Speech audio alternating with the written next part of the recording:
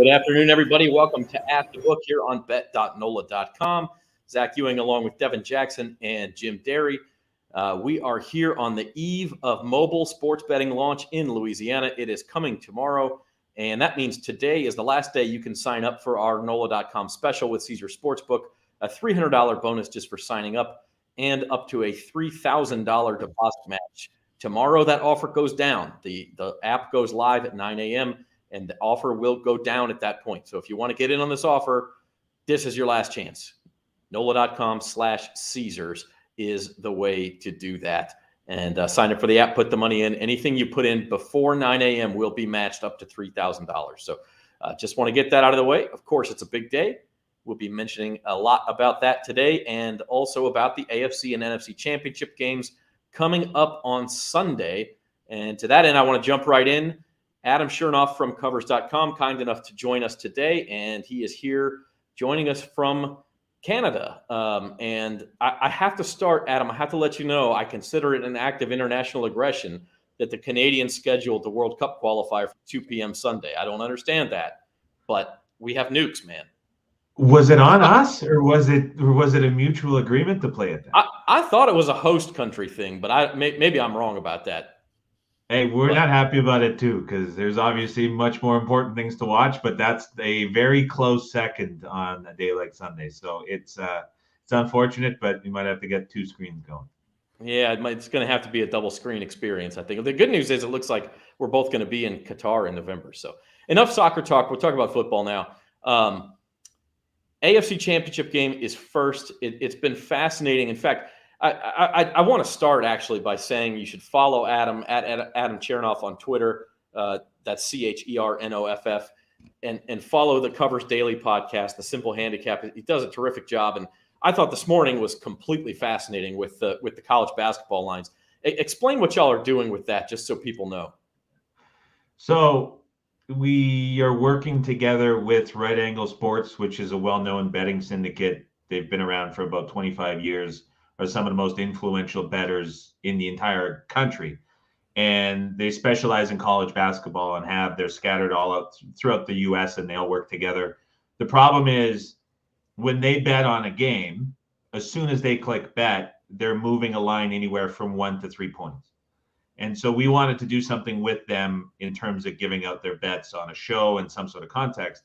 The problem was they have so many people who are following them, bookmakers included, guys in trading rooms, as well as people that bet on what they do as well, that if we were just to give out picks on air, we would be moving a market anywhere from 2 to 3 points within a matter of seconds. And so we came up with a bit of a creative way to where we can give the bet out and ensure that everybody has a chance to get the same price with a little bit of, it kind of feels a bit like a game, but it's a bit of a set up and go system where everyone has a chance to add the bet into their bet slip.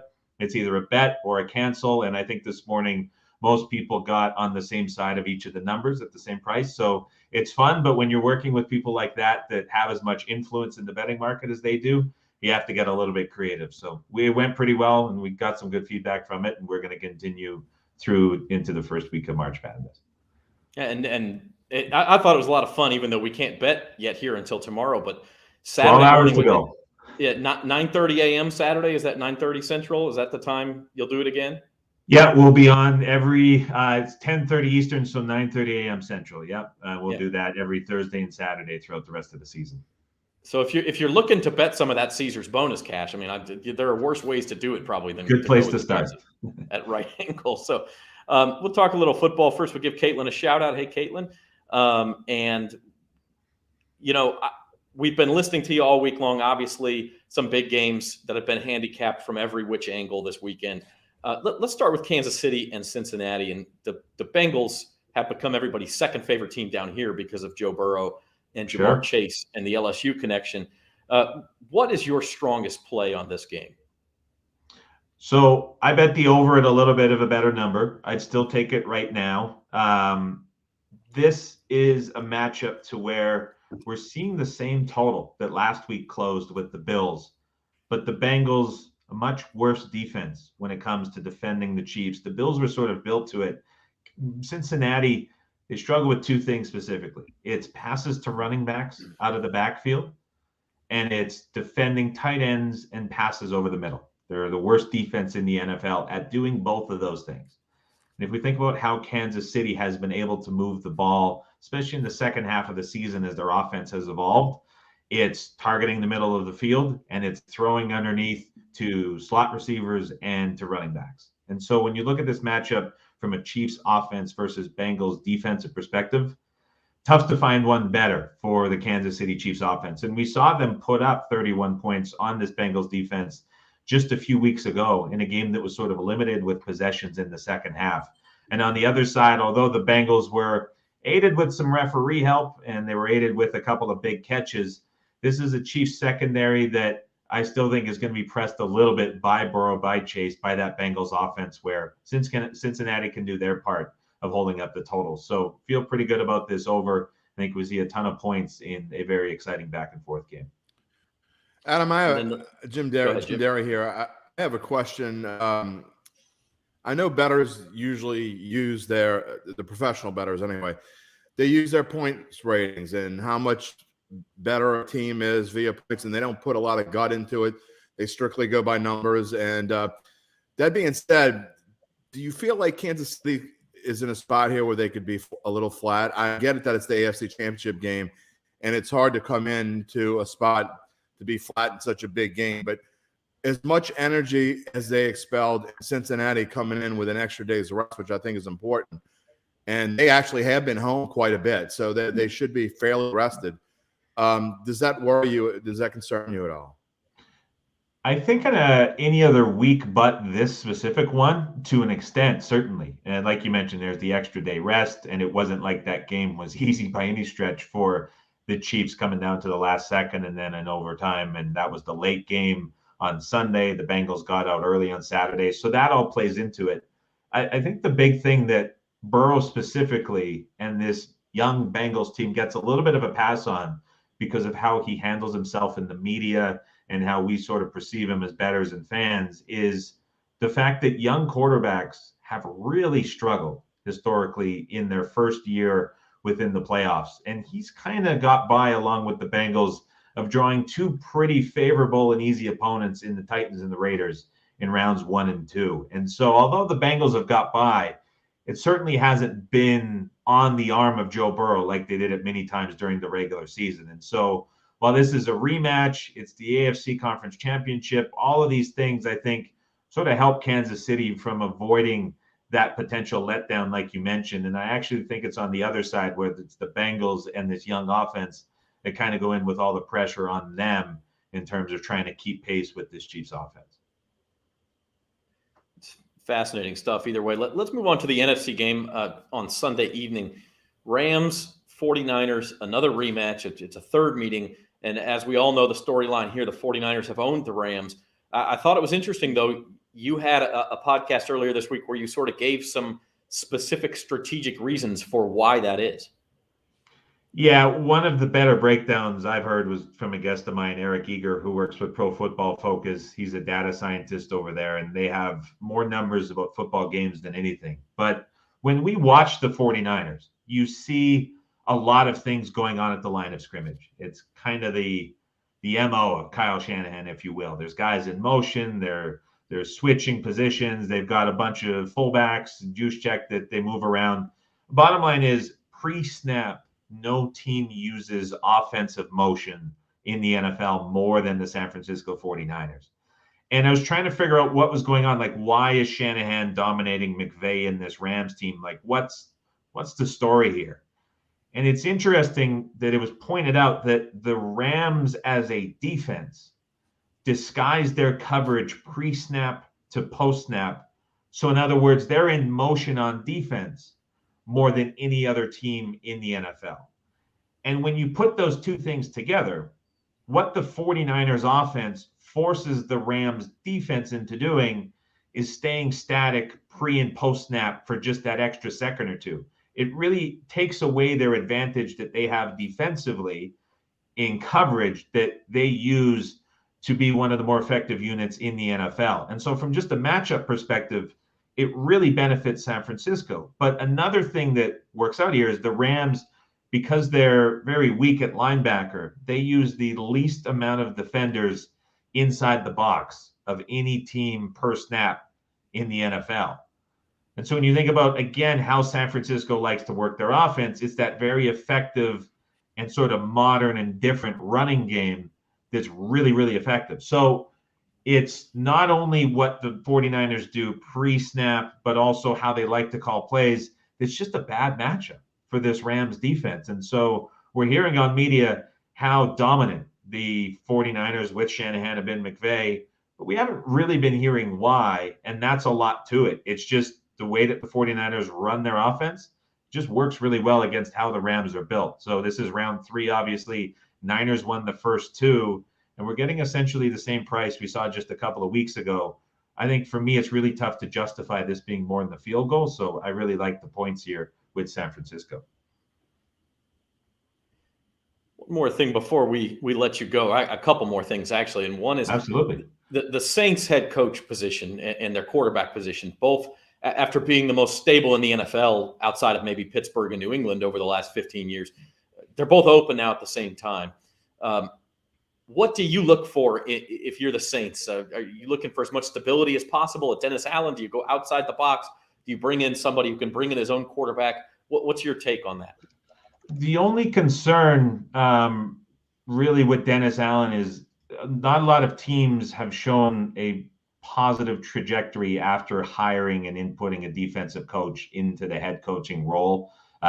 There's a few examples of it where it succeeded, but in general, right now, with the way the league is trending, you really want to have an offensive guy in that spot. And the Saints, even post Breeze, have kind of been able to disguise a little bit of the issues they've had at skill positions and elsewhere within the roster because Sean Payton was such a brilliant offensive mind and such a creative offensive play caller.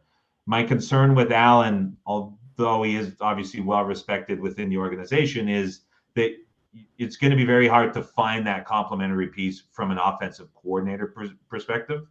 So to me, it's not necessarily just about like the stability that they're going to have to find at the quarterback position, but they're also going to have to find something to fill that void that's left at the play calling position specifically, because without Payton, it's just, I mean, this offense, if you take Sean Payton out of the equation this year, that is a bottom 5 offense at best that he was able to get a lot out of. And so that to me is the biggest concern going forward, and the Saints are going to have to find someone to fill that role. As far as sports betting goes, and Covers is probably the industry leader in just covering the analytical side of this, line movements, all of that. What's been the coolest thing for you as you watch this sort of take over the United States and Canada? State by state, Louisiana launches tomorrow.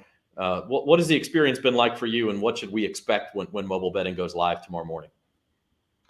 Well, there's initially a lot of excitement, I think, for a new state opening. People who have wanted to bet for a long time have been betting for a long time. Let's be honest about that. I don't think it's a secret that sports betting has existed for a long time in many ways, but the excitement of having it out and in front, I think, is big for everybody.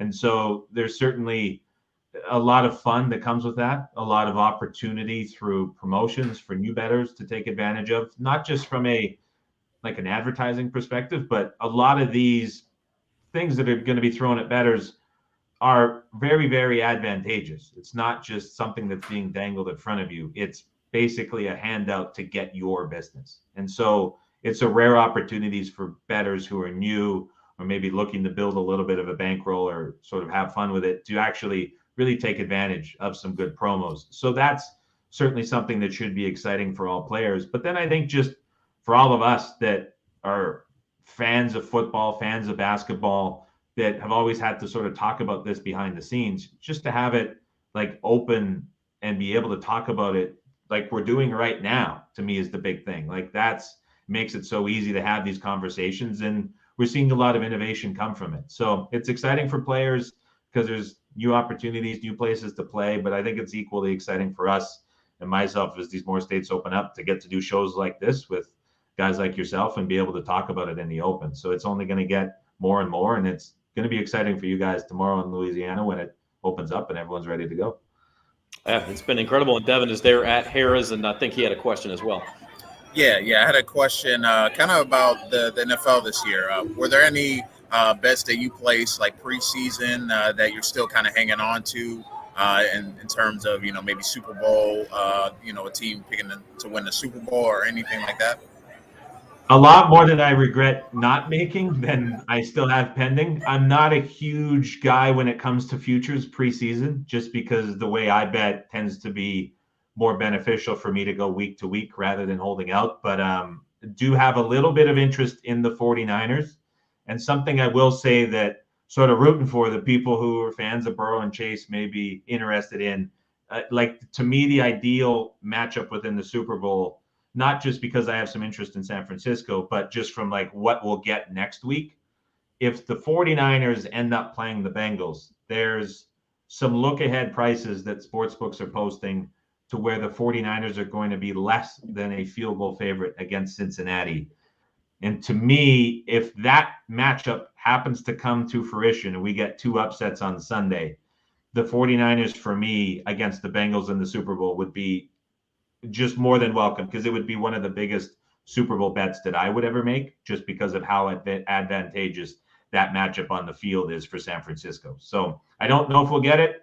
I'm hoping we do, but that would be something I'm looking forward to. And it would also be good for some San Francisco bets that I've been holding on to for a little while now. Adam, I have a question, but first I do want to give Covers a shout out. I will say this. I've been writing an NFL picks column for, I think, 8 years now, where I pick every game every week and give a little, reasoning behind, whether it's a little comical or straight or whatever. But I will say this. I've used Covers for a long time now, and the free content that you guys put out to be able to allow amateurs like myself to go through the data and form my own handicap and my own opinion is it's immeasurable how important it has been throughout just me going through. And I would suggest that a lot of people go check your site out, because it's incredible, the guys that you do put out for free. So thank you for that, for sure.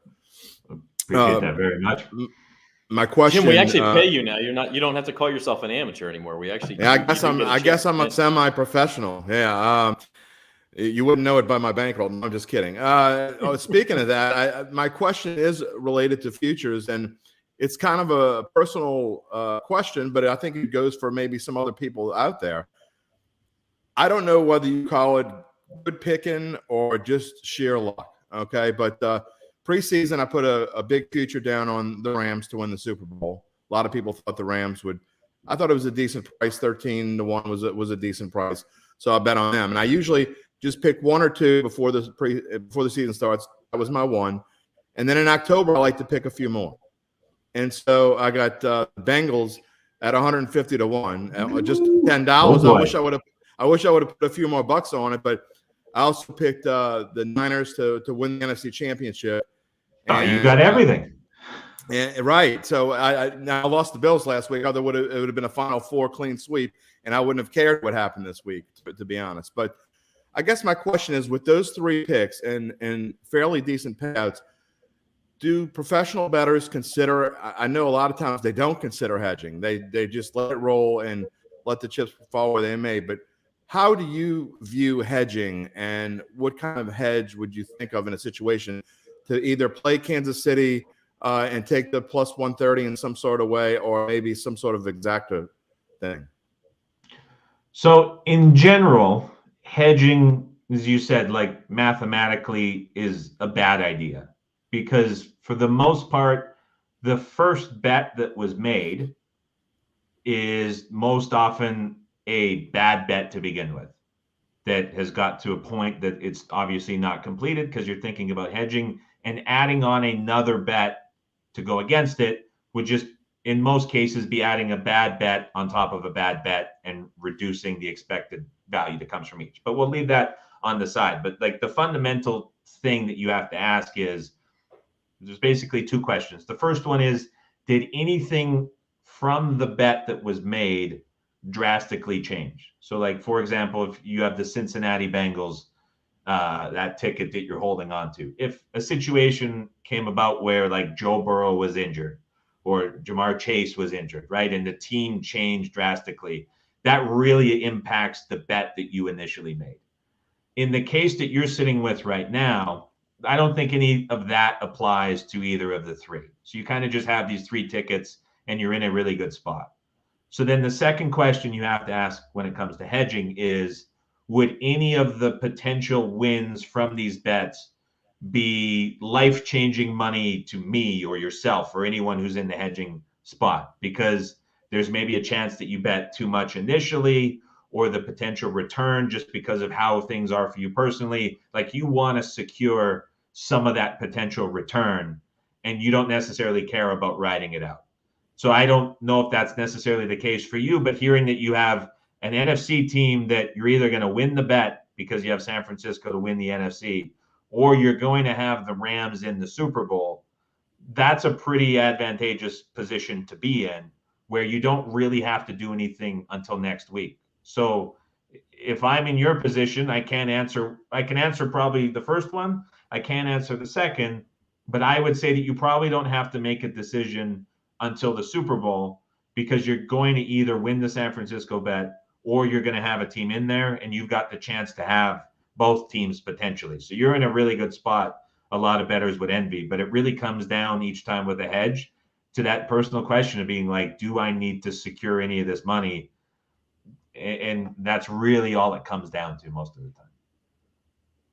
Great answer. Thank you. I guess the reason why I don't think I'll ever be a bet. I mean, it's different giving advice and actually going out there and putting your own money on the line, right? And I do put my own money on the line, but the reason why I don't think I could ever be a professional bettor and do just betting for a living is because I'm the kind of guy who I like to make sure I get something, right? I mean, Sure. As far as life-changing money, no, I don't think any of this is grand scheme of things life-changing money, at least not for me.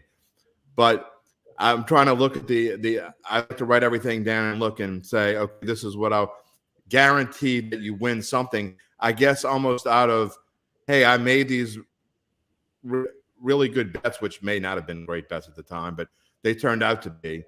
And then to not get anything out of it because Kansas City, which is the obvious favorite, getting nothing out of, what I'm saying. I'm just trying to get something. So I don't know what I'm going to do yet, I guess, to answer that, but it's a strange situation, one that I'm not in all that often. And to just reiterate, like when I'm saying that it potentially was a bad bet to begin with, in general, all bets that are futures are considered bad bets because there's a really expensive price, which is the sportsbook hold that exists within those markets. So usually in a futures market, it's very difficult to find like a big advantage. Now, you placed a bet looking at the teams and you got the price that you did, and it's working out really well. So like it's turning into a spot where you have a very valuable ticket that sort of gained a lot of equity over the last however many weeks you've been sitting it out. But like if we go back to that starting point, a bet into a futures market, as fun as it is, and it's not deterring people from betting futures, because for the majority of people, it's about enjoying the bet that they have and having that rooting interest. But it's a bet on a future to win the Super Bowl, to win the college basketball championship. It's just a really expensive bet to make from the hold percentage. That's where sportsbooks make a lot of their money. So there's obviously a lot of risk that comes with it, and usually that risk is pretty expensive. So when I say that, that's what I'm referring to. What you're saying is it's a lot harder to weigh the VIG in a future bet because you can't really see it, right? You can see what if you bet a spread, it's minus 110. It's easy to see what it is, or even if you bet a money line, it's easier to see for one game. But it's not easier to see what they're actually charging you in a futures bet because there's really no way to tell what it is. You would have to add up the probabilities of all of the teams within the futures market and then subtract that from 100%. It's math that not a lot of people will do, but just the general rule of thumb is sportsbooks on a point spread bet on just any game, like any conference championship game, for every $100 that is bet on those games, they'll put between $4 and $5 in their pocket. Right. That's called the hold. when it comes to futures, for every $100 that's his bet into a futures pool, they'll put about 35 to 40. So it just kind of illustrates how disadvantageous the prices are and how they're able to disguise it. Because you see the Bengals at 100 to 1 and you go, oh my God, this is a huge payout. But in reality, at that time, the true odds should have been 300-400 to 1, like a lot bigger. And so it's just the payout disguises how expensive the bets actually are. They are fun when they hit. Now, the other thing is you don't get that money. You can't. The money's sitting and it's frozen for 3 or 4 months. Also, that's the other part of that, is that you can't use that money for anything else. So, Uncle Big Nick is saying this because he's a 49ers fan. Adam, but I understand. But I agree. I do agree that you're very smart. So anyway, we appreciate you taking the time to join us, and we hope to have you on again. And we're all getting excited. I'm looking forward to seeing the reaction to everything that opens up tomorrow from you guys and how it's looking across the state. So it's great that it's getting the green light down there, and I'm hoping it's as fun as it has been everywhere else. All right. That's Adam Chernoff from Covers.com. We appreciate it,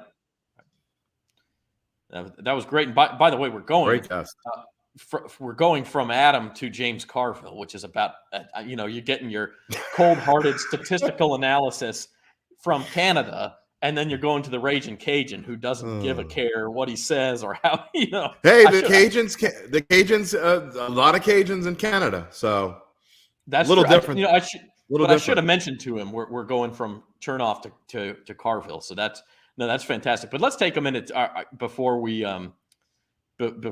move on to James Carville, and let's just talk quickly about these games on Sunday, because I want to get y'all's takes too. Bengals and Chiefs, Jim, I know you're on the Bengals here, and it feels like that's the smart side. The way Burrow's playing, getting 7 points. At the same time, you hate to bet again. I mean, this is you're talking about two teams that have a lot of momentum at this point. It's really a tough one, and both of these games are super tough. So, I mean, in a regular week, if these two teams were playing, it would never be my best bet, right? I mean, this is the kind of game where you could see the Bengals winning. I mean, you really could. I mean, I don't necessarily agree. I mean, the Adams of the world, look, they crunch numbers. They look at numbers. They don't really put a lot of stock into flat. They do somewhat, but they don't put a lot of stock into flat spots and how many weeks teams been on the road. Some of them do, but really it's just about, this is what my spread says it should be. My spread says it should be Chiefs -7.5, and they bet on they'll bet on the Bengals or the Chiefs based on whatever their value says. But that's not how I go for the most part. And it just seems to me that you just can't doubt Joe Burrow anymore. The dude is unflappable. Now, he could go out and throw 3 picks on Sunday and prove me wrong. But when you see something for so long and how he's developed through the course of the season and the offensive weapons he has and the awful Kansas City secondary, I just think he's going to be able to pick them apart. He threw for 446 yards the last time they played and 4 touchdowns, and he was banged up coming off. I think he was coming off a concussion protocol or something. You can't. And I know how as great as Patrick Mahomes is, it's a really tough game. It wouldn't shock me if the Chiefs won by 3 touchdowns. It really wouldn't. But my handicap says that this is a spot where the Bengals, I think, are in a really good one because they did just play them a few weeks ago. They are confident that they can beat them. They know they can beat them. They know they can throw all over them. And this Bengals defensive front is much healthier than it was when they played them the first time. I think they're going to put pressure on Mahomes. And I wouldn't be surprised at all if the Kansas City Chiefs are sitting around thinking, okay, what are we going to do in Hollywood, boys? Just thinking they're going, because I think that's the way they feel right now. Yeah, I do. I get that perspective. I'm on the Chiefs, and I'm with you. I mean, if this is a normal week, I wouldn't touch this game. I'm touching it because, when there's only 2 games you want to play something, you got to play one of them. I feel like everything you said about Burrow is correct, and Joe Burrow will be back in this situation multiple times in his career. However, I feel like this year's team has just about maxed out what it can do, and they've now reached the point where they've kind of come up against the baddest kids on the block, and they're going to see what it's going to take to beat Kansas City in the playoffs in Kansas City, and then they'll be that much better the next time they get to this stage. But I do feel like this is where it ends. Devin, your take, and then we'll do Carville and we'll do the NFC on the other side. But what's your take on the AFC game?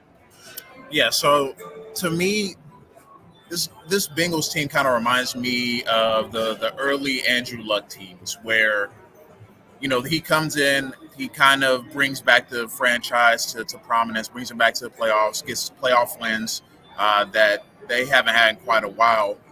But I do think, with everything considered, I think the Bengals will play very well in the first half. And I think they're going to come out ready to play, juiced up.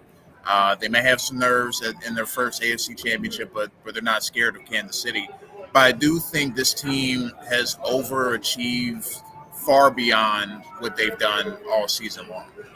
Just the way that their offensive line has operated during the playoffs. I mean, they've given up a ton of sacks for Joe Burrow. How Jamar Chase has kind of evolved as one of the better receivers in NFL. I just think Kansas City is going to be too much for the Bengals ultimately on Sunday. And I think Kansas City covers the spread, even though it's a large spread. I just think once the second half comes around, Kansas City is going to make the adjustments they need to. And I think Cincinnati is just going to run out of gas, point blank, period, just in this game. Just because the Chiefs, they understand what they need to do. They've been here before. Obviously, they remember what happened last year in the Super Bowl, and I think they're motivated to get back there and go back and win. And I think the Bengals will put up a great fight in this game, but I just think this team is there a couple years ahead of their kind of curve of what they thought they would be. And I think they've played about as well as they can and had the breaks go the way they can, but I just ultimately think the Chiefs will be too much on Sunday. Yeah, and my favorite bet in this game is the over. I think both defenses are banged up. I think both are worn out, and I think both quarterbacks are some of the elite players in the NFL, and they're going to take advantage. And it's a high total, but you don't see playoff totals that high unless there's a reason for it, and I think there's a reason for it. Zach, one more quick thing before you get to Carville, and I as weird and silly as this might sound to some people, I'd be more inclined to bet Kansas City if it was 7.5 and not 7. Devin's telling me that they're begging people, they want to even this out as much as they can. And I think at 7, you're enticing people to bet on Kansas City. So maybe the lines makers they're not as strong on Kansas City as one might think, because I think the numbers say that this should be 7.5 or even 8. So I'd be more inclined to lead toward Kansas City. But the fact that they know that they want as many Kansas City bets as they can get, and the way to do that is to have it 7 and not 7.5, tells me that they think that this is going to be a closer game. And it's fascinating because it has bounced to 7.5 just very briefly a couple times this week and immediately gone back to 7. So that speaks in with what you're saying, is that they'll go to 7.5 just for a second, and then the money starts piling in on the Bengals, and whoops, let's get it back to 7. So it has been fascinating, and it'll be great to see. I'm a soccer fan. I'm going to have the two screens. I'm going to have US Canada on my laptop or something while I'm watching the game. So I do think the over is super square, by the way. I won't touch that total with a stick. It seems way too obvious. There is no way I'm betting a total in this game. And if I had to bet a total, I'd bet the under, because Aunt Mabel, Drunk Joe, and every guy in a bar is going to be clicking on his Caesar Sportsbook app to take the over, because they think that 80 points is going to be scored in this game. And it might, but I ain't touching it. I don't know about 80, but I think 60. All right. Speaking of entertaining, let's get to James Carville for this week. And we got to a lot this week. We talked about last week's games. We talked about the overtime rule. This you'll enjoy this. Here's cashing in with Carville for championship week.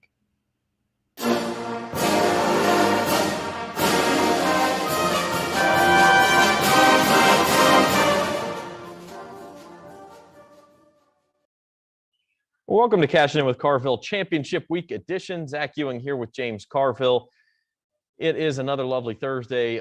We are preparing for the Final Four in the NFL, James, and we're, as we were just talking off air, finally it seems like this last COVID wave is hopefully behind us. We're past that part of it. The NFL is certainly acting like we're past that part of it.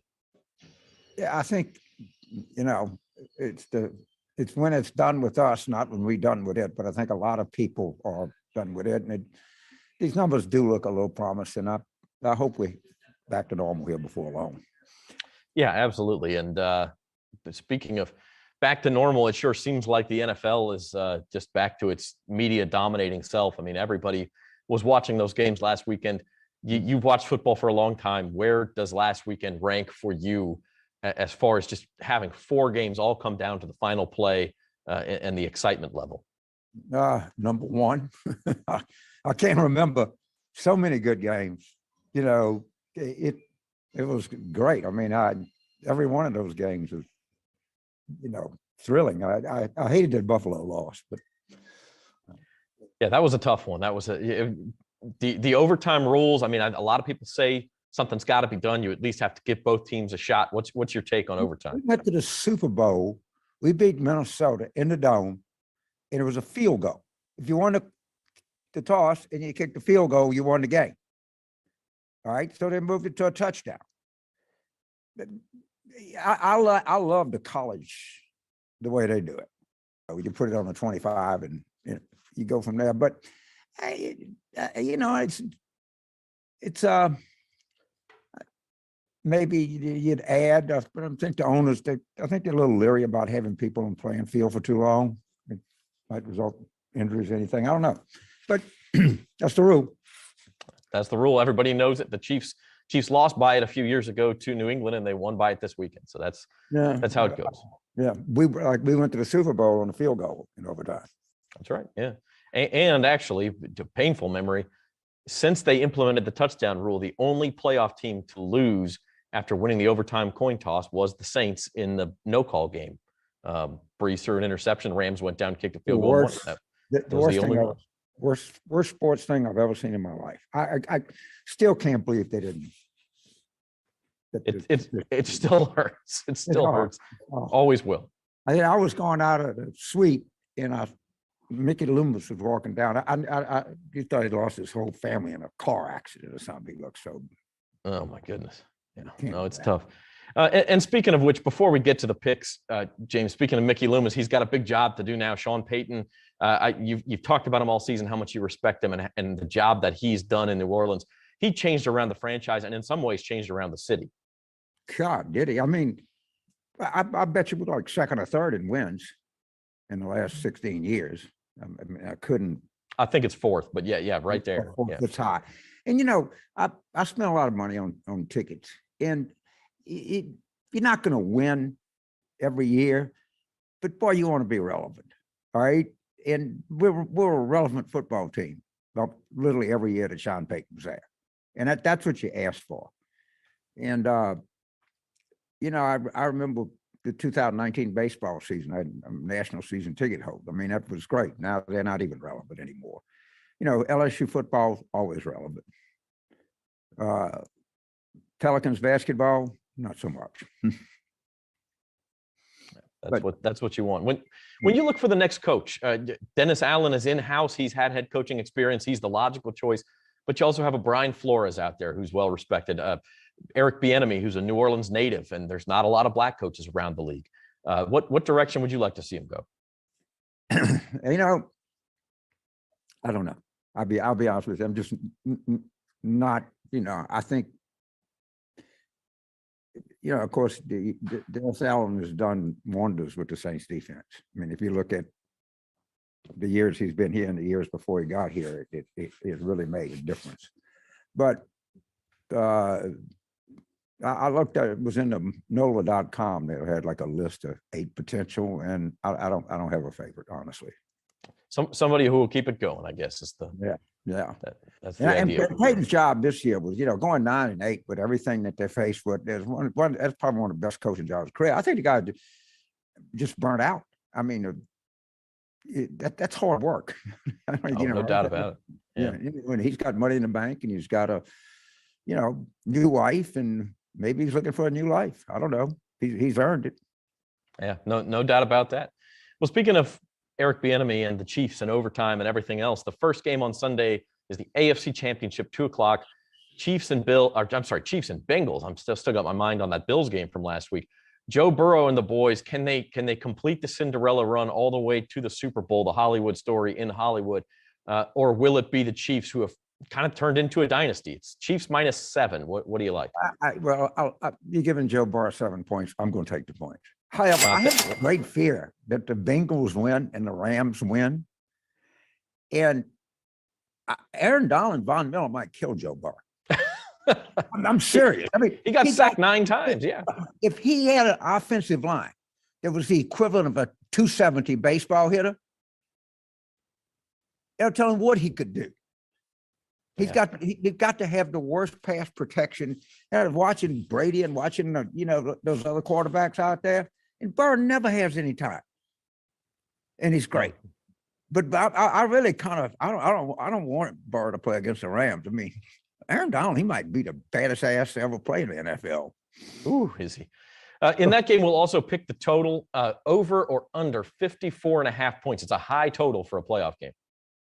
Yeah, and it's going to be a high-scoring game, and I'll take the over. We'll take the over, and then also more passing yards, Joe Burrow or Patrick Mahomes. I'm going to go with the LSU guy. All right, the hometown kid, Joe Cool.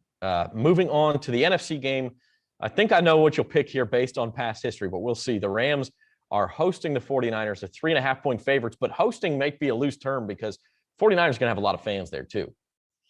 Yeah, and I like the dog here again. They playing pretty well. Certainly. They are. And 3.5 points is, a lot of games are decided by a field goal. I mean, it's not a minor consideration in my mind. I mean, I tend to like dogs more than most people, but I like them. In this instance, I do like it. So we'll take the dogs there. And then the over or under in this one, 46.5. I like the under. I don't think both of these teams are tough, tough on defense. I don't think it's going to be a high scoring game. I like the under in this game. I think on Saturday night, it would have taken the 49ers all week to get to 46. So right. We'll see what goes there. And then the last one, another prop bet kind of combining the two games, more total yards. So we're combining receiving and rushing. Deebo Samuel, who will do some of both for the 49ers, or another LSU boy in Jamar Chase. So Deebo has 8 rushing touchdowns. Isn't that amazing? I mean, it's amazing. And I'm going to pick Deebo, not that I think he's a great receiver, not that I think Jamar Chase is a better receiver, but the key line is total yards. Mm-hmm. And he'll obviously gain a bunch of yards rushing. And, he's a very versatile player, but Jamar Chase has somebody really good throwing to him. Deebo less, but I think he'll end up with more total yards. So we have to ask, you picked both dogs against the spread. The sportsbook apps are going live in Louisiana tomorrow. You can get a $300 bonus by downloading the Caesar Sportsbook app. Should people go parlay both dogs to win the game outright? Are you going that far? No, because everybody that does the numbers says a parlay is a bad bet. It should pay out, it's 110 to 100, but it doesn't. The bookies love when you take a parlay, and there's a reason to do it. It gives them always advertise. Yeah, it gives them even more of a house advantage than they have. But it's fun to do sometimes. I'll go to the window here at the Bay St. Louis Casino sometimes, and just I might do that here. The other thing is I'm an old guy. When I win, I want money in my hand. I don't want a credit on my account. I don't. It doesn't seem. Younger people don't know what money looks like. I kind of walk around with a kind of a roll, and my daughter say, "That's embarrassing, Dad. No one does that." Well, say I do. So if you pay with $100 parlay, we would pay like $250. And on a money line on those dogs, it would pay a lot more than that. So, do you think either dog wins outright? Well, I mean, look, it's 7 or 3.5. One might. All right. That's one. Look, I just hope these games are like the games last week. That's all. Just gives you something to look forward to. And I love the 2 and 5 start times. I don't have to when they start the games at 7:30 at night.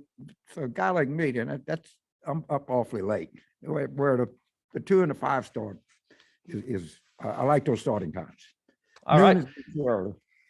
Well, let's say we take a week off and we'll come back Super Bowl week and do cashing in with Carville one last time for this NFL season. All right. Well, it's been a blast, Zach.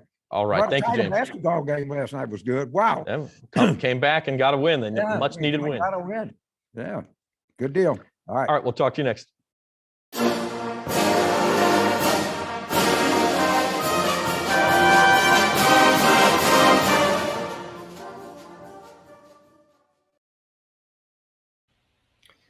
By the way, the James Carville cold hard cash parlay of Bengals and Niners on the money line would pay 9-1 on your Caesar Sportsbook app. So I'm just saying it's going to be in credits. It's not going to be cold hard cash. But, I mean, it's got a chance, right? Dude. Hold on there. I say I like cash and I like credits. I'm a poker dude. I like both. So, yeah. So I have money in my pocket usually, and I hopefully will have credits in my account. I do not like the that money line parlay, but I think that's probably going a little too far on the Bengals. Let's talk NFC game before we run out of time, though. The NFC game 5:30, the late game on Sunday. Rams minus 3.5. And again, we talked about this with Adam. The Niners have owned the Rams. They've owned them. I mean, we're talking 6 in a row, big games. That obviously the one the Saints fans remember is the game at the end of the regular season where the Rams had a 17-0 lead, couldn't hang on. Jim, why should this time be any different? Well, first off, if you look at sheer numbers, this is going to be the 24th time in the Super Bowl era that divisional teams faced off in the playoffs. And the old adage, it's hard to beat a team 3 times in a season. Well, the only reason why it's hard to beat a team 3 times in a season is because it doesn't happen very often. In the grand scheme of things, the team that has won the first 2 matchups is 14-9 and should be 15-8, Jared Cook. But it is what it is. The reason why it's going to be different this time is really fairly simple. And I gave 3 reasons in my NFL picks column this morning. I won't go in as much detail here. But reason number 1 is, remember a couple weeks ago when all the pressure was on Matt Stafford? He stunk so bad at the end of the regular season. He was throwing picks. He couldn't do anything right. Well, Matt Stafford has been absolutely outstanding in the playoffs. Yes, he has. And he is playing with a lot of confidence. And if you don't think he's geared up for this game, I think he's going to play very well this week. Whether that equates to victory, we'll see. Reason number 2, Deebo Samuel is just plain beat up. If you saw him at the end of the Green Bay game, he had to come off every other play because he was just getting beat up. He's probably bruised underneath that number 19 jersey that he wears. I mean, he had trouble getting off the field a couple times because they're using him too damn much. And look, I get why you use them and you have to use them, and it is what it is. But the number 3 reason for me is the most important reason. The 49ers have been on the road more than any, and I couldn't go back past this century because I frankly don't have that much time. But the 49ers have been on the road, or in the middle of a road stretch that no one has ever seen in the NFL, if you don't include the 2005 Saints that played all their games away from home and they went 3-13. They're about to play their 7th game out of 9 away from home. And I get that it's down the road in Los Angeles, but when you play that many games on the road and you don't have a lot of time to spend at home, that's wear on a team, especially this kind of time of year. So I think the Rams are certainly the more well-rested team. I think the fact that they blew a 17-0 lead just a couple weeks ago is a major impetus. They're tired of hearing it. I frankly think the Rams are a better team, and I get that the Niners have played fantastic defense against them, but to me, Matt Stafford is just playing lights out right now. Deebo Samuel's banged up, and Jimmy G is waiting for his next pick to happen. Jim, be honest. Be honest. Are you just trying to poke Uncle Big Nick at this point? No, I'm really not. And I'll be honest. Going into this week, I kind of wanted to pick the 49ers. I thought that I might. I was fairly certain I was going to take the Bengals going into my day or whatever of handicap. I wasn't sure on the Rams-Niners. I had no feeling one way or the other. I mean, when you do beat a team twice, I don't believe in all that mess of it's hard to beat a team third time. None of that factored in. But when I started going through and trying to pick reasons for both teams, and I remembered that the Niners were on the road so much, and I went and looked, and then I started looking back, and no one else has really done it. The Jets were on the road 6 out of 8 twice, back-to-back seasons, lost in the championship game. The Steelers won 4 in a row in the playoffs on the road. If you count the Super Bowl a road game, it's away from home. But it doesn't happen very much, and I don't think we can understand what the wear and tear does. So, no, I'm not trying to poke the bear, I guess, and I'm sure he'll be in rare form tomorrow in Datitude. But it is what it is. I went through my handicap, and I have to trust it. I think Devin agrees with you, though. Devin, you're on the Rams as well, correct?